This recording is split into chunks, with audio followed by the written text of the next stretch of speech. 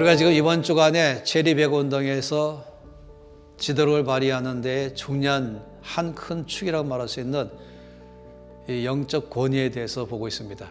이건 목회자만 가르쳐 말하는 것이 아니라 가정 안에서나 직장에서나 또 작은 그런 사업장이든 아니면 크든 국가적인 그런 그 나라 전체를 이끌어가는 것이든 상관없이 이 모든 면에 하나님은 거기에 주의 나라가 임하기를 원해서 주의 뜻이 이루어지기를 원해서 주께로부터 권위자가 세워지는 것입니다.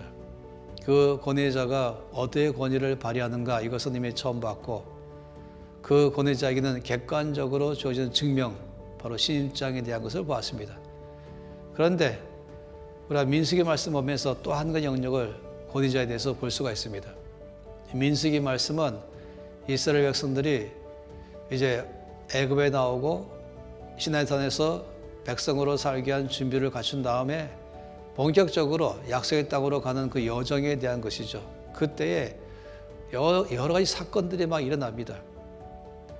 근데 그 사건들은 독특한 민족 이스라엘, 독특한 상황인 이스라엘만 말하는 게 아니라 그 내용들 다 보면은 현재 오늘 여기에 바로 저 여러분이 사는 여기서부터 똑같이 일어나고 있는 내용들의 축소판인 것이에요.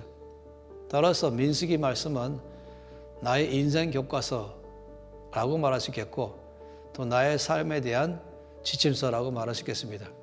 그 중에서 큰 영역 중 하나가 바로 권위 문제를 다루고 있는 것이에요. 민수기 12장에서 권위 문제를 다루고 있죠. 거기서는 특별히 아론과 미리암이 모세의 권위를 대적함으로 일어났던 사건이 있죠.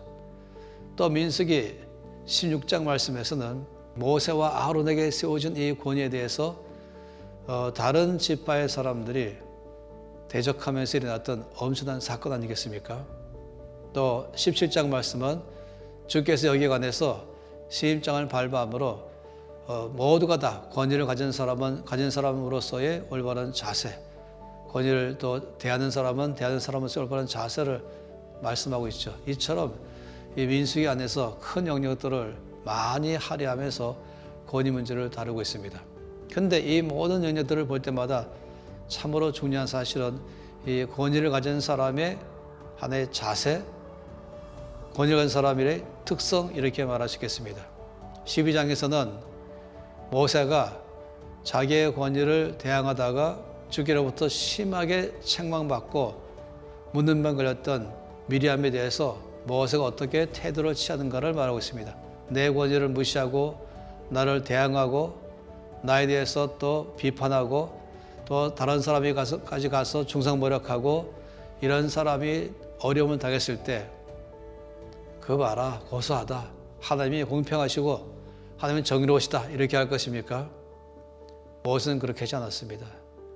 그럴 때 다시 마음에 불쌍한 마음이 생기고 안타까운 마음을 가지면서 하나님께 나가서 미리암의 문둥병이 낫기를 위해서 기도했던 것입니다. 이 중보기도 자리에 들어가는 것 이것은 아주 중요한 요소이죠. 이 16장 말씀에서도 집단적으로 모세와 아론의 권위를 거역함으로 땅이 벌어지면서 큰 무리들이 삼켜버리고 대어려움들이 발생했잖아요.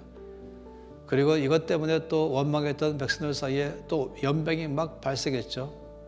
이럴 때에도 모세와 아론은 다시 또 큰 소리 치면서 그거 봐라 이렇게 하면서 말하는 것이 아니라 바로 주 앞에 엎드렸습니다.